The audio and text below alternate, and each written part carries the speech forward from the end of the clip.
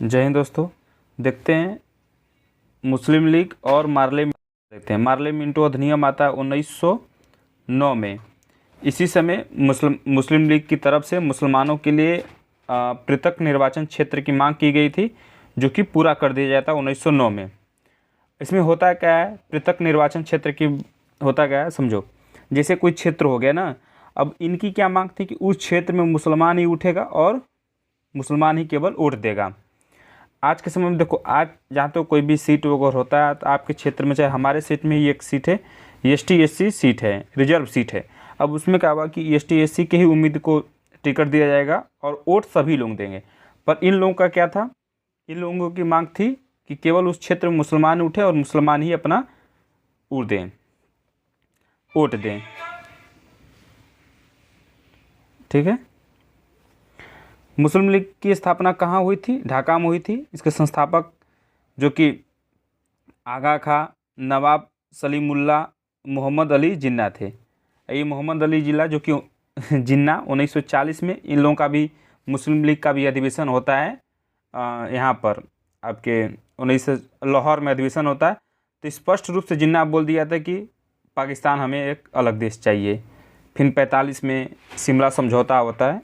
मांगते हैं, इस मानते हैं नहीं, ये सब अड़ जाते हैं।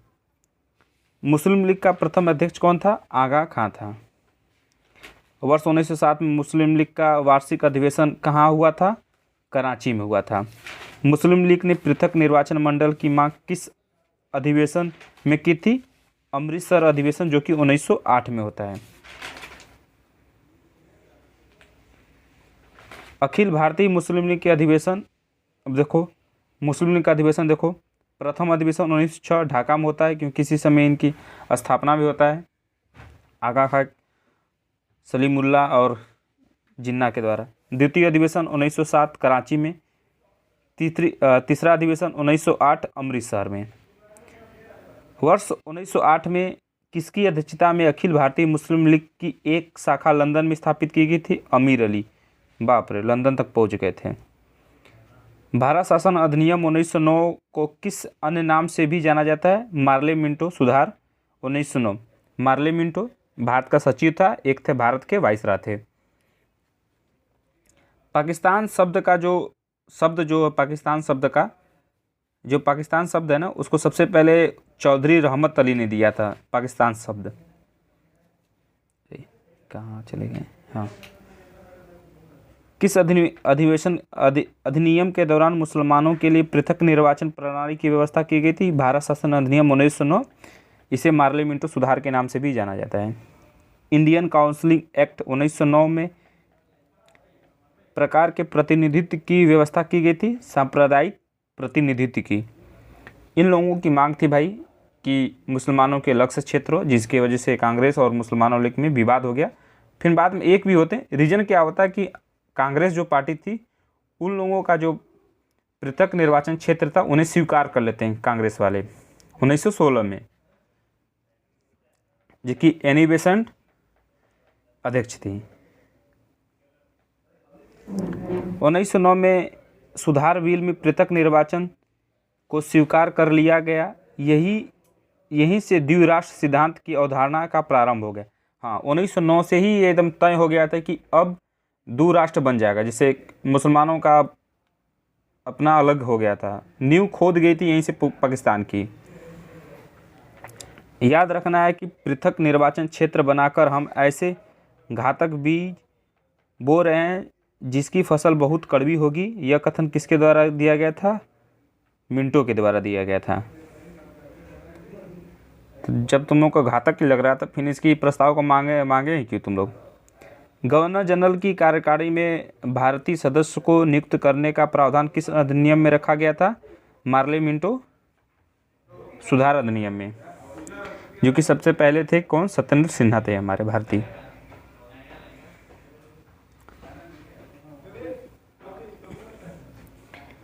गवर्नर जनरल की कार्यकारिणी में नियुक्त होने वाले प्रथम भारतीय कौन थे? सत्येंद्र कुमार सिन्हा थे। सत्येंद्र कुमार सिन्हा गवर्नर जनरल की कार्यकारिणी परिषद के पहले भारतीय सदस्य बने। सत्येंद्र नाथ सिन्हा को बिहार और उड़ीसा का गवर्नर बनाया गया। संपूर्ण ब्रिटिश शासन के दौरान इतने ऊंचे पद पर पहुंचने वाले एकमात्र भारतीय थे। ब्रिटिश शासन के दौरान इतने बड़े पद तक पहुंचने वाले ये सत्येंद्र कुमार सिन्हा है, जो कि एकमात्र भारतीय थे। कांग्रेसों का भी अपना नरम दल और गरम दल 1907 में अलग हो जाता है। फिर बाद में क्या होते हैं, 1916 में ही नरम दल, गरम दल, मुस्लिम लीग सब एक हो जाते हैं। कांग्रेस में 2 गुट का प्रमुख नेता 1907 में लोगों का अलग हो जाते हैं, 19 नरम दल और गरम दल। नरम दल उग्रवादी वाले नेता थे, गरम दल वाले गरम दल वाले उग्रवादी, नरम दल वाले उदारवादी नेता थे। कौन कौन नेता? दादा भाई नौरोजी थे, सुरेंद्र नाथ बनर्जी, फिरोज शाह मेहता, गोपाल कृष्ण गोखले। उग्रवादी वाले नेता बाल गंगाधर तिलक, विपिन चंद्र पाल, लाल लाजपत राय, अरविंद घोष, लाल बाल पाल। भारतीय राष्ट्रीय कांग्रेस का प्रार्थना याचना का विरोध की राजनीति करने का आरोप किसने लगाया था? बाल गंगाधर तिलक ने। ठीक है। शेर ए पंजाब के नाम से कौन प्रसिद्ध था? लाल लाजपत राय थे।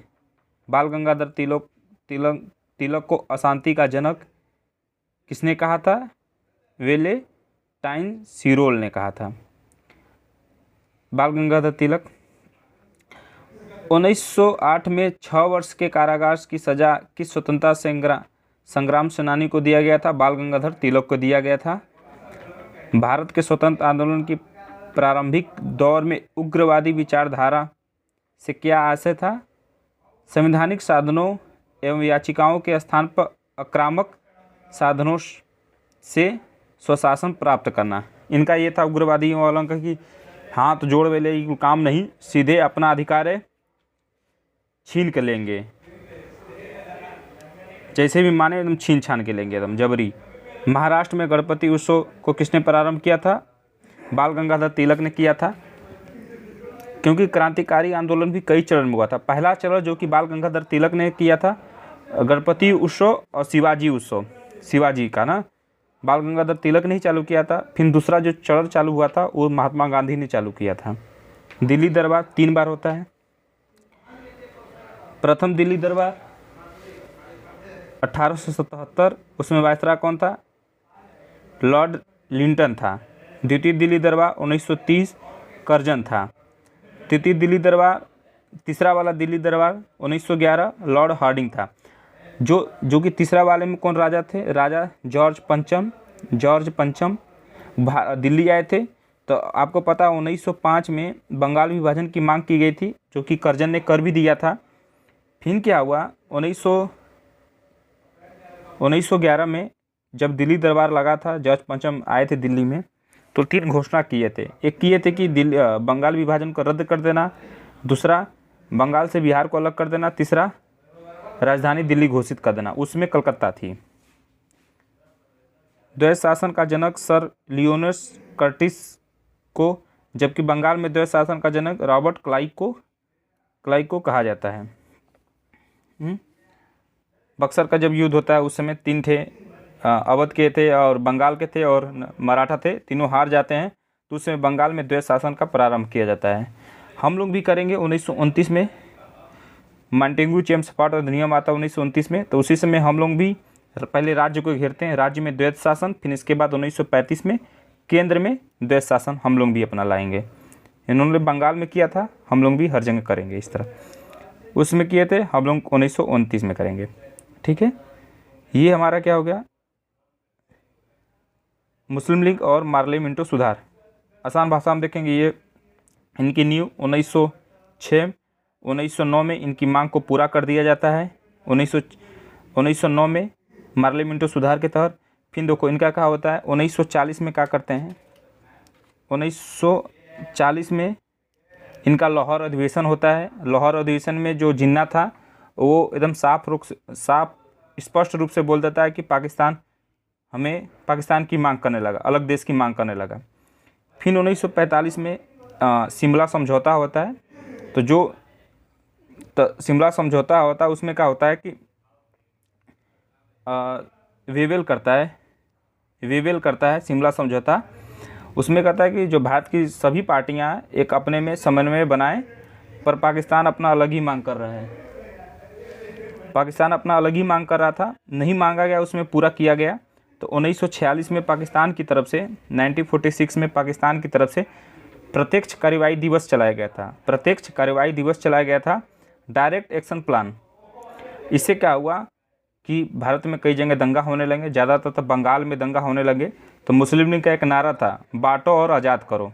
फिर 47 में इन्हें आज़ाद कर दिया गया था। वही थे मैकलू रेडक्लिफ के नेतृत्व में भारत और पाकिस्तान का बीच की एक विभाजन रेखा खींचा गया था। तो आज भारत और पाकिस्तान में देखते हैं रेडक्लिफ रेखा है। ठीक है, जय हिंद भाई।